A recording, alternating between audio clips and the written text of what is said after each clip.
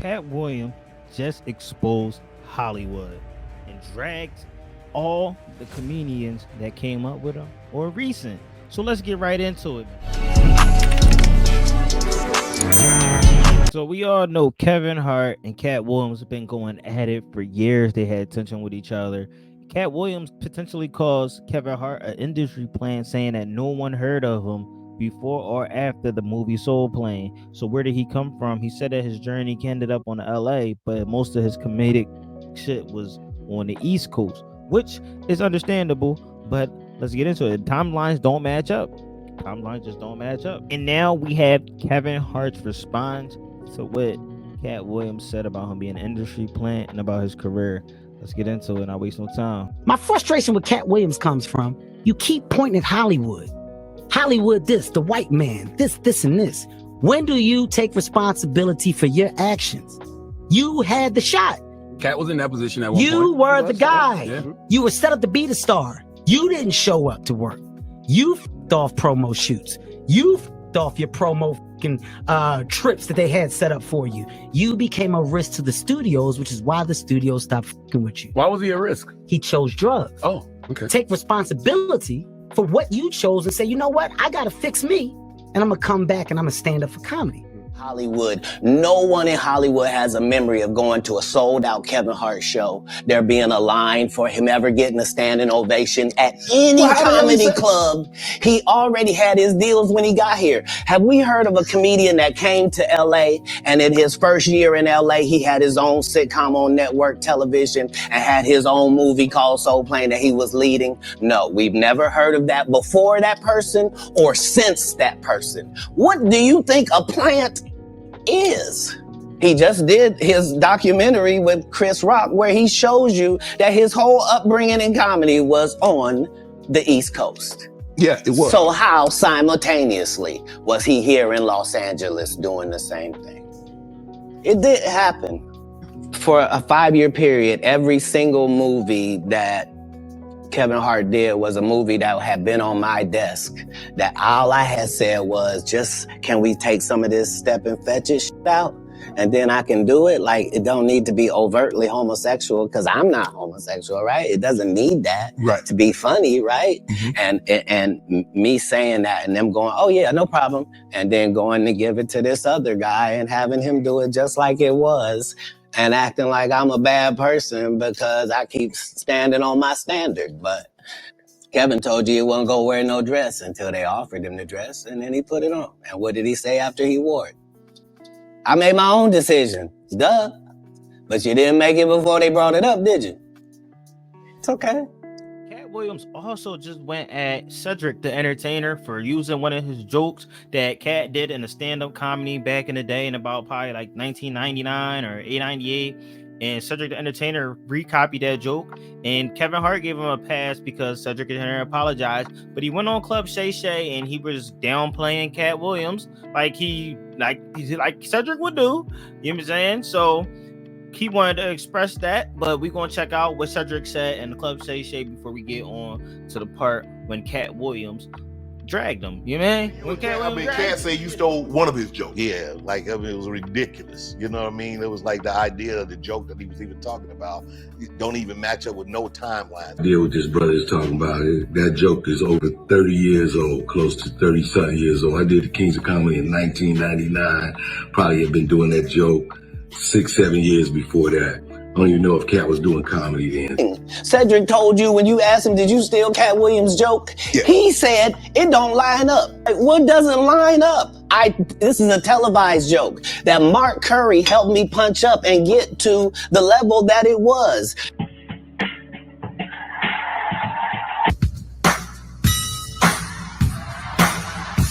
Right, so he thought that I was just a no-name comedian and that he could take this joke and nobody would know. Right. The issue was that I had already done this particular joke on BET's Comic View twice. Right. 1998, I'm doing this joke, it's on Comic View. Cedric comes to the Comedy Store. He watches me in the audience. He comes backstage. He tells me what a great job I did and how much he loves the joke.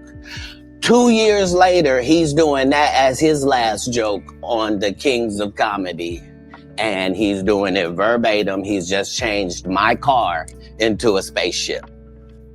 The truth don't need motivation. I'm just saying I can't let these dudes lie. Cedric's sitting here telling you why he ain't a movie star. He over here look like a walrus. You didn't say nothing. He can't even get his arms off his stomach sitting over here. Why I'm not a movie star. What? Right. We found out he can't sing, can't dance, and doesn't write jokes. He did 4 comedy specials. They're so bad, Shannon, they're not available on Netflix or Tubi. You know what's a bad one when you get caught like that, man. You get caught lying. Redhead lying, man. He didn't tell Shay the real truth. Shannon Sharpe, if you guys don't know, he was an ex-football player. Like, come on now. You gonna lie like the proof is not there. Like, we not living in the age of the generation where motherfuckers is finding this shit that's lost. They ordered. Sheesh, that was brutal, man. Walrus, he said you look like a walrus. Let's get into it. We also have Katt Williams going in on Steve Harvey. Big mouth, big teeth, big mustache. Yeah, Mr. Potato Head himself. Let's get into it. Steve Harvey was very jealous of Bernie Mac. And he's wanted to be a movie star. He wanted to be this big time movie star, but was denying it on Club Shay, acting like he didn't care in the world. When really, in actuality, that was Bernie Mac's dream of being a big movie star, being in TV shows and shit like that. And Steve Harvey always had this tension of not liking Bernie Mac ever since the King of Comedy. When Bernie Mac was going in, you know, he was doing his thing, and Steve Harvey felt threatened by him. So he always had this tension with him. It was always some type of beef. So Katt saying like, yo, this whole situation is really all about him not liking Bernie Mac. And he's telling the truth, like, yo, he wanted to be like him. He thought he was funnier than Bernie Mac. He thought Bernie Mac was black and ugly and could never make it in the movie world. And when he proved them wrong, he started denying it, that he didn't care. He was also stealing jokes as well. Not even jokes. He stole a sitcom from Mark Curry, and then he had the Steve Harvey show, and he copied stealing from Mr. Cooper from Mark Curry. He went there, watched them, praised them like all the other comedians do, steal some of their shit and put it in their own thing, man. And it's a shame that he had the fake fade high top. I even thought he had that. I thought that motherfucker was real. The whole time it was a lie. So it's like all these comedians lie and do things and shit just so that they can advance in their career. Let's continue. The same Steve that went to go watch Mark Curry do his whole sitcom and then stole everything Mark Curry had. Now Steve got a sitcom where he the principal and he wear a suit and then he gets this high top fade, making all black men think he got the best lineup in the business. And it's a man unit. This the same Negro that hated on Bernie with this same thing. I didn't want to be a movie star. No, you couldn't be a movie star. There are 30,000 new scripts in Hollywood every year. Not one of them asks for a country bumpkin black dude that can't talk good over KB and look like Mr. Potato Head. There ain't none. You would have to have range. This is like Steve Harvey telling people he used to be homeless. That's my story. That's not his story. Steve Harvey wasn't never homeless. When Mark Curry was touring with him 25 years ago, he was making $3,000 a show in cash and doing 5 shows a week. They just tell the stories. Thanks to my wife, I'm where I am. You said that about the first wife. You forget that? You told us it was her. Then you went and married somebody else that think like a man. Do you consider yourself a king of comedy? Where does Katt? No, they consider that. Oh, like when after Bernie left, them same 3 guys I'm telling you about, the kings. Yeah. Right. DL is the greatest. Yeah. There's no DL slander gets tolerated. But they came to me. I was supposed to be the 4th king. I got the offer. Then what happened? But I turned it down. Why? Because you shit on Bernie. And I know the truth. You think I'm gonna let you shit on Bernie and then come get me? I'm the next king? Fuck you. Why? Because the whole time Bernie was here, you was acting like you was funnier than him. You stop it. That man was funnier than all of y'all, and y'all thought y'all had one over on him. You thought he was black and ugly, and you were good looking, and he couldn't make it because you did. And that ain't the way comedy works. The king is the funniest. Imagine him coming to tell you another story where he got so big and it was Bernie and them's fault because they wanted to be movie stars. You called Ocean 11 to get that nigga's part. What do you mean you didn't want to be a movie star? So on the behalf of Bernie, I would have to say what I have Williams to say. Also roast Ricky Smiley because Ricky Smiley went on a Club Shay Shay saying that he was never supposed to be the Santa Claus. He originally wanted to be Money Mike, but Katt Williams had something else to say where he said, no, it didn't go that way. I wrote the words for Money Mike. I made the hair, the outfit, made sure nobody else had what Money Mike was wearing or was any way identical to him. He said that was his role. He played in it. He didn't work out. Last minute thing, they say, hey, we want to do Katt as the pimp Money Mike and you be the Santa Claus. He didn't want to be the Santa Claus because the Santa Claus had a bandana with a hole in his mouth and he didn't have many scenes. And originally, the Santa Claus was supposed to be a crackhead Santa Claus, but it turns out like he was supposed to be a drunk. So let's get into it. Let's not waste no time. Let's see what he have to say about this. And we also got Ricky Smiley's response. Let's go. Play Katt Williams' character. Yes.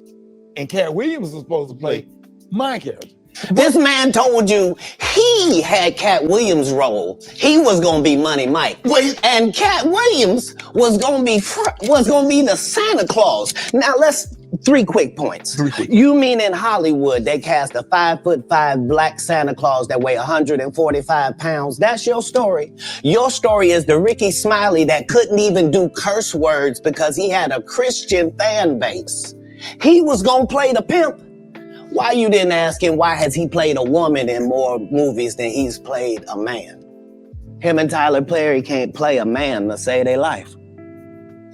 It is sad. He was just that bitter when we were shooting it. He told everybody, it should have been my role. What he told everybody was Katt Williams, and don't nobody know who he is. I'm on the radio. I'm with Steven Said. Everybody know me. That's what he told everybody that would listen to on the set. That's the truth of the matter. That's why I'm saying, that's why I can't let Ricky Smiley say he was supposed to play Money Mike, because I wrote the words for Money Mike. I designed the hair for Money Mike. I collaborated with the wardrobe department and made outfits to make sure that no one in America would be wearing what Money Mike was wearing. I went out to audition for Friday After Next as Money Mike, not the Santa Claus. And that is the honest God truth. Was Money Mike, and I guess the producers, Cube, and everybody saw something different. I guess when Katt Williams did it, they added the whole pimp twist to that character, which was actually a better decision and made it funnier. You were auditioning for Money Mike. We were told you had the role, and then that switched up overnight. Ricky Smiley then confirms everything Katt Williams says by talking about all the great comedians that came before him that wore dresses, that completed a ritual or whatever they could be doing to emasculate black men or men in general in the Hollywood space. He says the reasons why he wore the dress on his first Sunday and why he does these things. It has nothing to do with sexuality or whatever that case may be. But he also is saying, bro, I did it because I needed money. I did it because other people did great before me done it. So it was only right that I do it. And they say Katt Williams was saying stuff like, oh, I had a contract. Anytime I work with Ricky Smiley, he has to be in a dress or I can't work with him. But they said that the producer was the real one that asked him to be in a dress to play in that movie First Sunday. But let's get into it and hear from their words and with Ricky Smiley's mouth and Katt. Let's move on. Comedy greats like Flip Wilson played Geraldine. Richard Pryor played some roles on his show. Jamie Foxx played Wanda. Martin played Shanae. I did. Bernice Jenkins, Tyler Perry did. Madea. It's a lot of comics and a lot of comedy greats that did characters for the sake of funny, for entertainment, for the sake of the laugh. And it has nothing to do with nobody's comfortable in the role. Nobody wants to put on a damn dress or comfortable in it, you know. That has nothing to do with my manhood being lessened for trying to play a role and trying to put food on the table for my family. Katt Williams then goes on to say how upset he was with Martin Lawrence because he was supposed to be going his hiatus and going away. He told him like, yo, listen, Katt, I need you for this next movie, man. My guy, like, please be in it, partner. Like, I need you. Katt Williams says, I got you, whatever you need. He comes back, he gets the script or whatever, and he finds out that Martin Lawrence requires him to be in Big Mama 2 wearing a dress and being undercover, and he was not going for it. He said, Martin tried to get me in my first dress. I'm not going for that shit. He said, go get Brandon T. Jackson. Brandon T. Jackson will be the one that will really play this role well. And he was obviously trolling, but they really went out and got Brandon T. Jackson. But the case is, why did Brandon T. Jackson still do it, even though Katt Williams told him not to? He said he thought that he was trolling him or whatever the case may be, and he was looking at it like, yo, I want to work with a great like Martin Lawrence and help my career. But he said everything went downhill after that. That's the crazy part. Like, maybe it was a curse. Maybe it was a curse. Martin tried to put me in my first dress. When he had to go on his hiatus, he tell me, Katt, when I come back, I need you. You my young partner. You my brother in comedy. When I come back, just promise me that my next movie, it'll be me and you. We gonna do it together. You know, we get in that office and this fool pull out Big Mama's House 2. I almost died. And I gotta read this script from all these good white people, where this nigga want me to get in a dress with him. And I'm literally saying to everybody, why is he in a dress again? You already played the old lady as an FBI agent. We can play anything now. We can be playing a dog catcher this time. Why do we need to be in a dress? And I get so mad, I say, you don't want me. You want Brandon T. Jackson. And that's who they went and got. Twice I said. Dress bit was already overdone. I was like, it was hacky, you know, and I did it purely for the money and the work of Martin Lawrence. Only Katt Williams was trying to always say, Brandon don't wear a dress. You know, he called you, or is this? No, he was saying it in the media, so I thought he was heckling me. He was really trying to help me at the time. I didn't know that. I believe it was a curse that went with that personally, because nothing went right since then. Everything went wrong when I put on that dress. Katt's next victim was nobody but Faison Love. Never liked each other, never got along over some money problems that happened, and he didn't pay Katt Williams, Katt Williams didn't pay Faison, or whatever the case may be is. Katt Williams goes in saying that Faison Love is not even funny. He takes his shirt off in every script and movie he is in.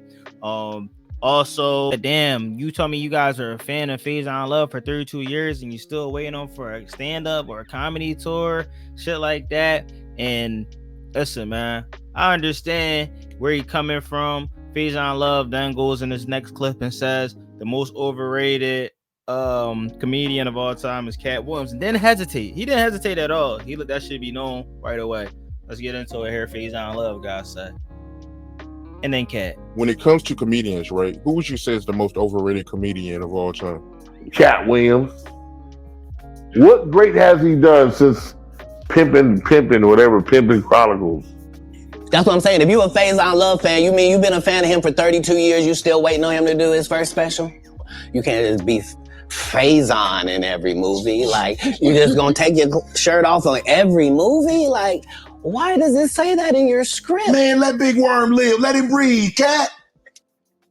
You having an unnatural allegiance to losers is not like you. No, I ain't got no allegiance to the man. But you gotta admit the role that he played, Big Perm in Friday now. You gotta give him credit for the role now. Come on now. Let me ask you a question. Yes.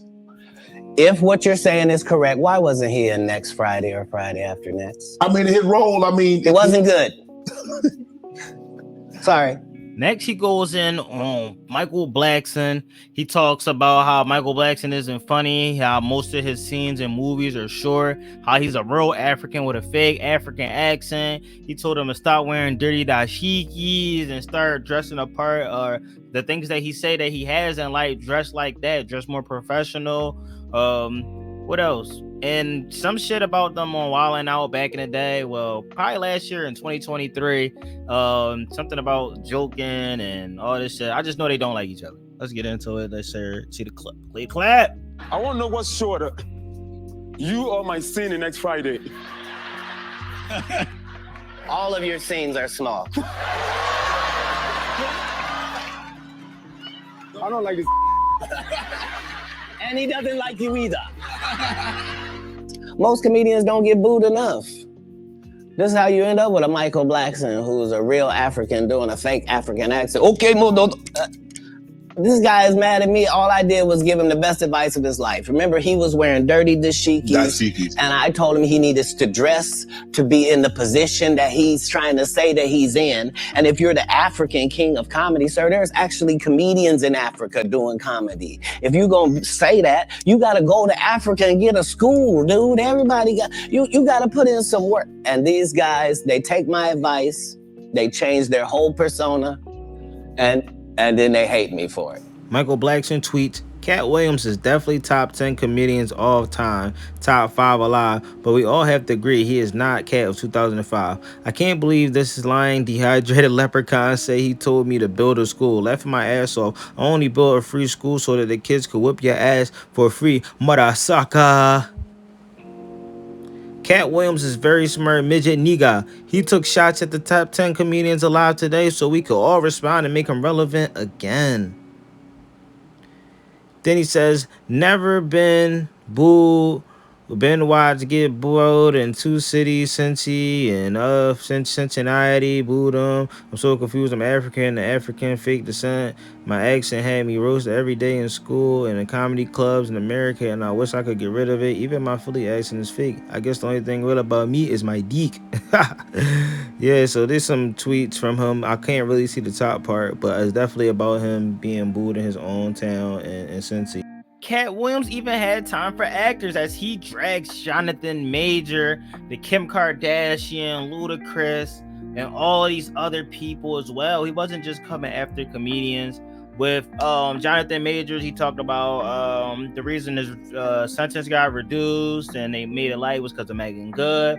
So when did you guys start liking black people with big noses, big lips, and faces like that? If you think he look a good looking nigga, then all niggas are good looking niggas. And Kim Kardashian, he talked about Kanye West marrying a whore, doing all this shit. Ludacris was about going to a Illuminati meeting or some shit like that. The one person had to shave off their sideburns and they fro, and the other person had like 20 plus movie deals. And he said that something about Fast and Furious being on number 10. So he said, there you go. We got 10 more to go, basically. Oh man, let's get it. And more, I think he had more celebrities as well. He had to get more celebrities. First of all, they went around the world for 2 years straight telling any women that would listen that this was a good-looking Negro. Mm-hmm. Since when? When did y'all start liking a big nose? And when did y'all like a little head and a big jaw? When? Since when? That look like my daddy. When you start liking my daddy? You like black people's features like that? If this ugly nigga is good looking, then all niggas is good looking. Anytime you see them telling you something you can't believe, just understand it's a play. It don't matter. You gonna know it's a play as soon as they get in that position and think they's gonna tell somebody something. No, you're not. No, you're not. Marvel will cancel you you won't be allowed to read a comic book.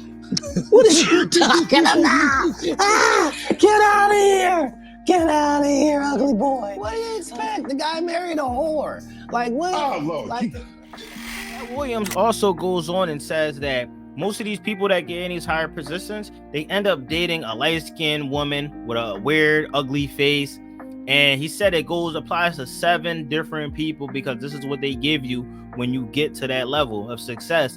So let's see him talk a little bit more about that. This is Katt's words, not mine. No, so there was a crossroads where we were both invited to an Illuminati thing. One of those persons turned out to be Ludacris, and the other person turned out to be Katt Williams. Now, one person ended up with a light-skinned, ugly-faced wife that's never done it. Remember I told you that if I say that, it applied to 7 people? Yes. It's part of what they give you. If you sign up for their program, you get a light-skinned, weird-faced wife that never do an interview. Listen, in 20 years, won't do an interview. Nobody's ever talked to her, and she's never been interviewed anywhere. And now, understand, I'm not talking about one person. What I just told you applies to 7 people. How they all end up with that. That's part of what you get. We got Ludacris responding to Katt Williams with a freestyle when we didn't hear him spit like this in years. Play the clip. Never been Illuminati, only Illuminati, and I only left with bitches when coming from any party. Now I'm married with kids, the evolution of life. Never been a clout chaser, never say shit for likes. R.I.P. John Singleton. You never have to flex when you earn every one of your Fast and Furious checks. Afro with the sideburns. Yeah, that's my signature. Addictions on the rise. Comedians check your temperature. Man, that interview right there, man, was great. If you guys want to see the whole reaction, I reacted to it on a live stream a couple days ago. Make sure you guys go check it out if you guys want to watch the whole entire thing of my reaction. This right here was just me breaking down a couple clips throughout a full context video. So now what we're going to do is we're going to clip them up individually and get them out and get their responses. So let's get it, man. I appreciate y'all for tuning in, man. We got more content on the way. I know this is different from the usual content of reaction videos that I do, but I'm doing it a different way, a different style. Shout out to Dylan Talks for giving me the ideas and the tips of trying to do a different way of reaction videos. So appreciate y'all for tapping in, man. Drop in the comments below. Subscribe if you're new. Appreciate it if you do. Drop a like button, man. It's your boy Rock, and I'm out. See you guys on the next one.